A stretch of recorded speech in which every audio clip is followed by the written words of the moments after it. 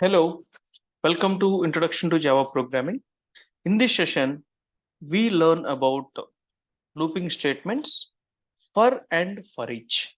In the previous session, we have already seen while and do while. Let's understand for and for each statements in Java. Let's begin. So as part of the looping or iterative statements, so we have while, do while, for, and there is a variant of the for that is actually for each. We have understood already while and do while. Now let's understand for initially and later for each. So as I told in the previous session, for any loop, while, do while, or for, there are three properties associated. One is initialization, then test conditional expression, and update statement. And the same is the case for loop also. And all these three properties in the for loop are given in a single line actually. So that's why this for loop is considered as an advanced loop. For is an advanced loop. While and do while are traditional loops.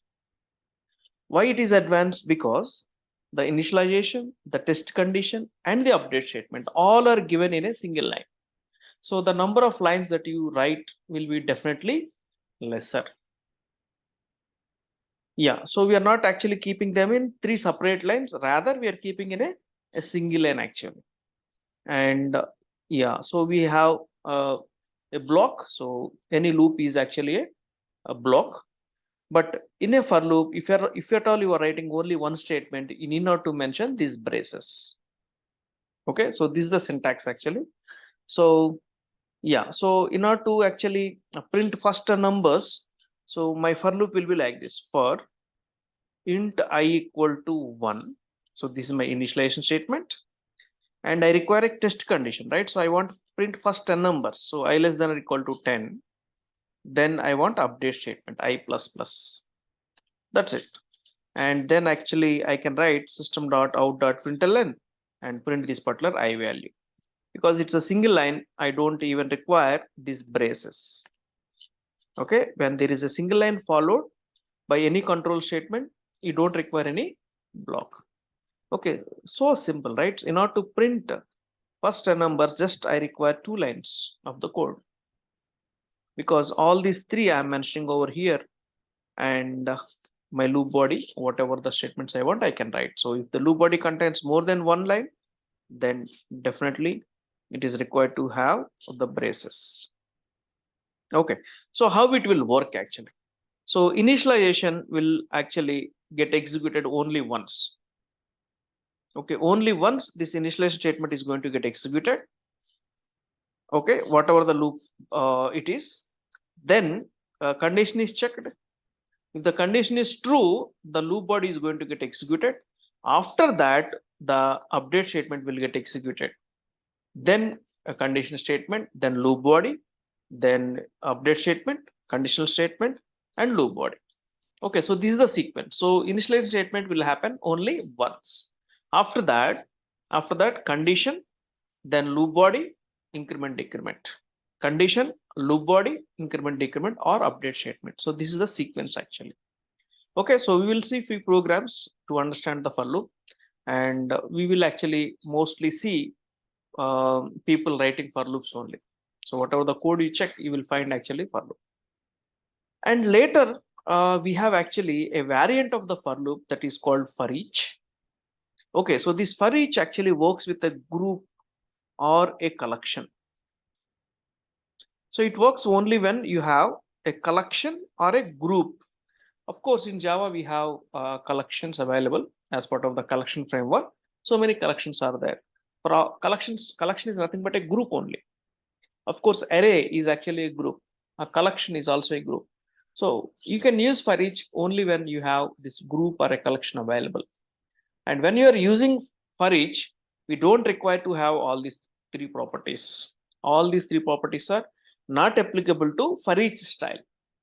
Okay, in the for each, you just need to mention what is the item, actually, what is the type of the item, and give a name to it. Okay, so you have to specify the type and you have to give a name to that item, and then you have to mention from which group you want to access the elements. Okay, so just like that. So let me actually write an example. For example, I have a group that's nothing but an array. Then I will be writing like this. I have, let's say, an integer array. Then I will say for each integer I, which is there in my array ARR. So just I want to print this particular item, that is I. That's simple actually. So for each is that simple. Of course, we are going to see with some examples. And once you understand arrays, then you will understand better about this for each. Okay. So before actually going to the for each and examples, let's understand for with of some simple examples. Yeah. So here in this program, what I would like to do is print even or odd numbers using for loop. Okay. So how many print even or odd numbers using for loop within 100 or within 100 or 50. We'll take 50 because 100 will be too big, right? We'll just take 50. So 100 means we have to print 50 odd numbers or 50 even numbers. That will be taking much space. So what I want to do is write a program to print even or odd numbers using for loop. Okay, the range is actually within 50. That means 1 to 50. So how we are going to do that? Okay, so 1 to 50 already range is defined. I need not to take any value from the user. Just I can straight away write for even numbers actually. So first what I do is I am printing even numbers. So how do I do? So for initialization, so you have to start from 0 because I am actually speaking of even numbers, right? For int I equal to 0, then I less than or equal to 50. Yeah, that's the range actually 0 to 50.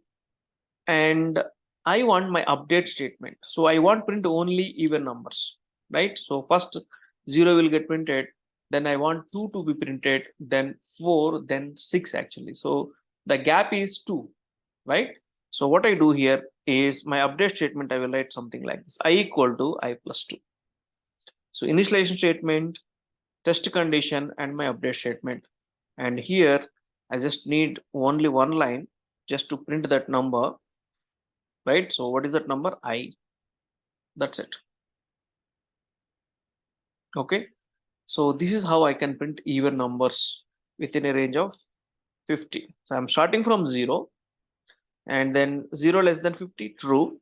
So 0 will get printed initially.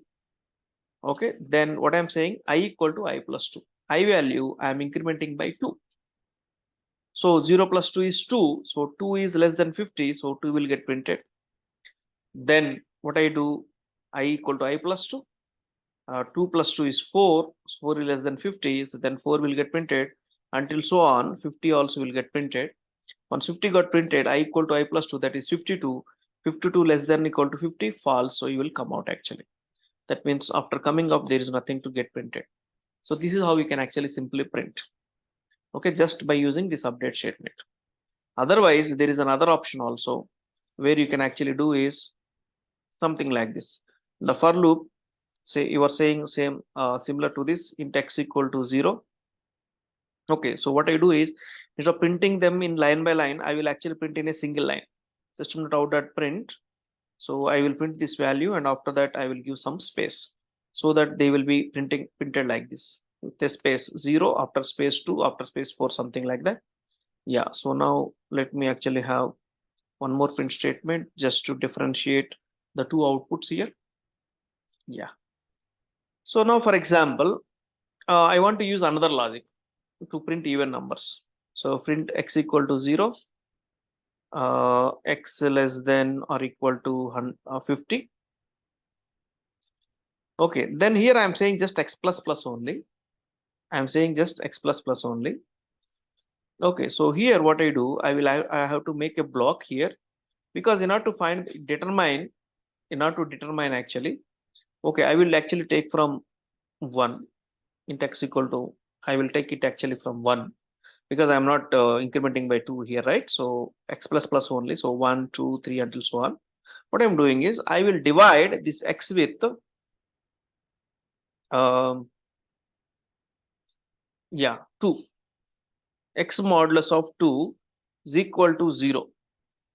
x modulus of 2 equal to 0. If you take 0 also, there is no problem.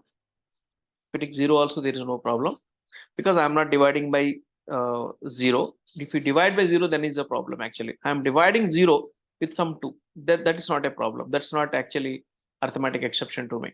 That will still work. So if x mod 2 equal to 0, then what happens? I will print x value, and I will say I will print the x value and give the space. So just this is print. That's it. Just I want to print even numbers only, right? I just want to print even numbers only. A number is even if it is divided by 2 and the remainder equal to 0. That is even number. That's it. So both the logics will work actually. But what is the difference? So this logic, you need to write a block actually, because you are going to write more than one statement. And here block is not required. And straight away I am updating the statement. Here I am checking the condition. If x mod 2 equal to 0, then only print the x. If it is failing, then don't print it. So now you can see the same output for both of them, and both of them are getting printed one after other. Let's see actually. This is test.java, right? So Java C test.java, and I can say Java space test. Now you will see, yeah, the numbers are getting printed here.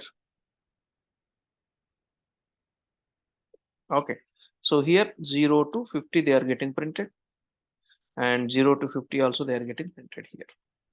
Okay, the output actually you can see as combined. So in order to make this proper, what I do is I will actually use /n over here, and once this is done, I will write one more println statement. Even /n is also not required.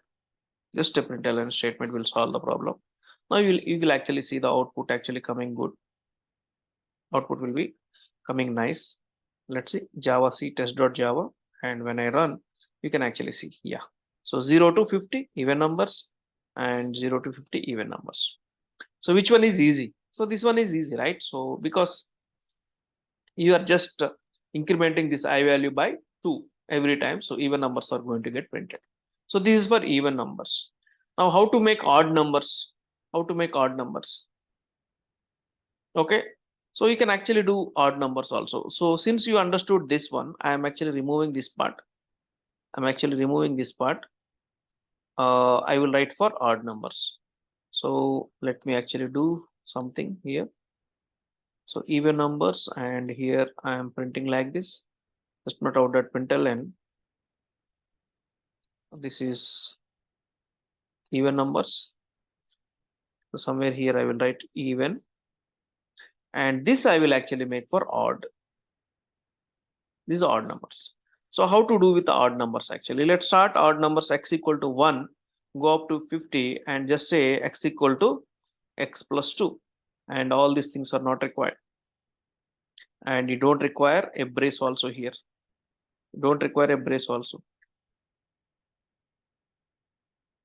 Okay, just similar to this, what I'm doing, int x equal to 1, I'm starting from 1, x less than or equal to 50, x equal to x plus 2. So first 1 will get printed, and next time what happens? X plus 2, 1 plus 2 is 3, next time that is 5, and then 7 until so on. Okay, once it is done, we'll come out of the loop, and later I have a new line getting printed. Fine. So this is to print even numbers, and this is actually for odd numbers. Okay, a program to print even and odd numbers using the for loop. Okay, so since for loop is advanced loop, you have initialization, test condition, and update statement. And this is for even numbers, and here for odd number, just make your x equal to 1 and say x equal to x plus 2. That will be fine actually. So if you want to use earlier logic, x mod 2 equal to 0, then it is even, x mod 2 not equal to 0, then it is odd. That kind of thing also you can use, but this is actually more easy and more straightforward. So let me actually show you that both odd numbers and even numbers are getting printed properly. So first one is for actually even numbers. then is actually for odd numbers. Okay. Yeah, let me remove that /m so that you will see them very nice. Yeah. Let me save this, then compile, then you can see these are even numbers and these are odd numbers, right? So just understand the syntax actually. You have initialization, test condition, and increment, decrement, or update statement available in a single line. So this is actually precise way of doing the things. Okay. So if you understand this program, so let me actually tell you one more that is actually printing a math table using for loop. So how to print a math table and how you are actually doing. For example, I want a 19th table. So how do I do 19th table? So I want to print like this. So 19 into 1 is equal to 90, and the 19 twos are 38, something like that. So it's just 19 or whatever it may be. Okay, so n value. So n is 19, that is something. So let me actually generate a random number. Let me actually generate a random number. So we have already generated random numbers over here in the previous code. Let me actually take that thing. So let me generate a number, and this is actually 1 plus into 100. Yeah, 1 plus 100, or what you want to take actually. So I think we will actually make 11 plus, and we will actually make this is actually 90. Okay, 11 plus 90 means what is the range actually? You are going to get 11 to 100. 11 to 100. Okay, so this random number will generate this expression will generate a random number which is between 11 to 100, because math.random into 90, it will be actually 0 to 90, 0 to 89, 0 to 89. And what I'm doing, I'm adding 11 actually. So when it is 0, it is 11. When it is 89, 89 plus 11 is actually 100, right? So this is how we can actually generate random numbers between 11 to 100. So any number that let that get generated. Now I would like to print its math table. So how simple I'm doing with for loop, let's see, just 2 lines. So what I do is I will take that number and I have to multiply it, right? So how many times I want this 19th table or nth table till 19 into 10 times actually. 19 tens are 190, like that. So my loop variable I should start from 1 and it should go up to 10, and every time it should get incremented. So what I need to do here, just I need to print the things, that's it. Okay, I just need to print the table, that's it, right? And line by line I have to print. So what I have to print first, 19 I have to print. What is 19? Whatever the number that is generated. So I will print number, and after number got printed, now I have to print this asterisk symbol. Okay, so once this asterisk symbol is printed, then I want this 1 2 3 like that, 19 ones, 19 twos. So that is nothing but the I value, right? So I will let me print this I value also. After I value got printed, now I want result actually. So result is separate with equal to, and what is the result? This number into I. So number is constant, whether it is 19 or 20 or whatever it is, and I value will be iterated. I is 1 2 3 until so on 10 actually. So number into I. That's it. This is to generate a math table of a randomly generated number. So let me print what is the number that is getting generated also. So that is nothing but the number. The number got generated and we are printing it, and I am printing the table also, right? So how many rows actually? 10 rows. I equal to 1 and I less than 10. 10 times it is going to get printed. Number into I value and equal to number into I. Okay, so now we don't know what number that is going to get generated, and this is Java C demo.java compiled successfully. And when I say Java demo, we don't know whatever the number that generated, and we are going to get that particular table actually. Okay, so that particular table we are going to see over here. Let's see. Yeah, the number generated is 38, and we can actually see 38th table. Okay, so this statement I want to print how many times? 10 times. If you want to print 100 times, it will print 100 actually. So I equal to 1, I less than or equal to 100, then it will actually, your table will get printed up to 100 actually, right? So coding is so powerful. Once you compile and do it for small thing, and it can do bigger things. Now we can actually see here, number generated is 35, 35 ones to 35 hundreds. Okay, but we don't want that much actually, so we will take up to only 10. Okay, so let me compile this and let me run. So this time 73 got generated, and this is the 73rd table. Next time 51 got generated, 51 table. Then 75 again, and then actually we have 39, then we have 55, then we have 72, then we have 59th table. So whatever the table actually. So see, you can actually make your random number little bigger, so that table also is going to come actually. So so this is how the for loop is more efficient. So anytime you see some code, you will actually find a for loop, because when you are solving a problem, we most frequently require these loops to be used, because we will have always some piece of code that has to get executed repetitively. So here, this is the piece of code I want to execute repetitively, right?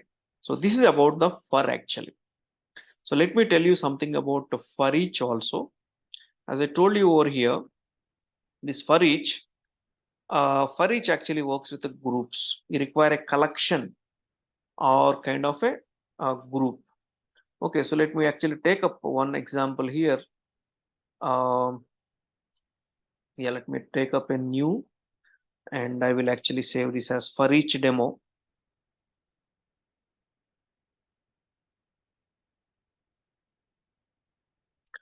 .java.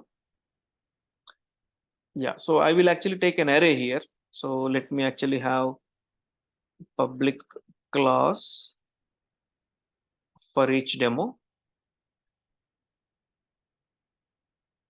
So this is what actually my class, and I will have my main here. And now I would like to make use of this for each demo. Okay, my class name itself is for each demo. I need not to write the comment here. Now I need to have some array actually, some group is required. So how to declare an array? It is something like this in Java. Integer array, some ARR equal to. So now I'm initializing my array. My array has some random numbers. So I'm not sure what are the numbers. It has got some numbers actually. This is called array initialization. Okay, so this has got some numbers. I don't know exactly how many numbers, but we can actually know how many numbers are there. So when you have an array, how do you know the number actually? Array size. So you can actually say size equal to, how do you get the size? Size equal to, when it is an array, what is the name of the array? ARR. So, and there is one attribute called length actually. AR length, which actually going to give us the size. How many elements are there in that particular array? Now, once you have this array, what you can do, you can apply for each, and you can get all the items. So how do I do is, it is an integer array. So for each integer item, I, in this particular group called array, just print that particular item. So you don't require initialization statement, test condition, or update statement. But only the thing here, when you have to use the for each is when you want exhaustively scan all the things actually.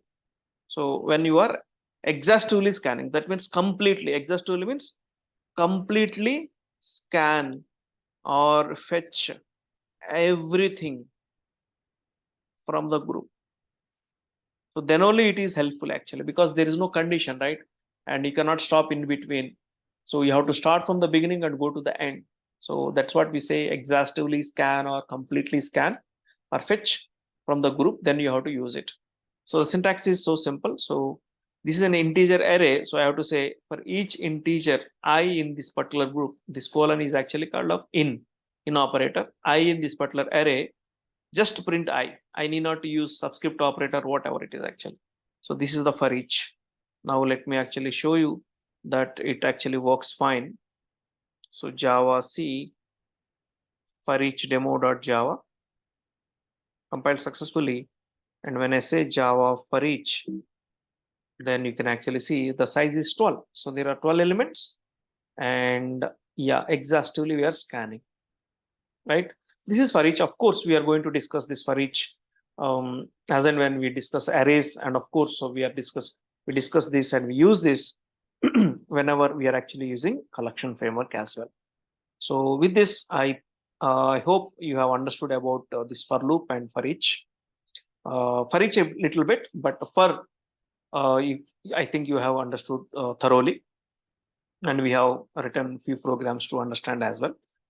And what else also possible in the loops is a loop can actually contain another loop inside. A while loop can contain another while, or while can contain for, or for can contain while or do while. So nesting of loops is also possible. Okay, a loop can be used in another loop actually. So that's also one more point. So hope you have understood about this looping or iterative statements in Java, and we will actually meet in the next session where we will be discussing about the jump statements. Thank you.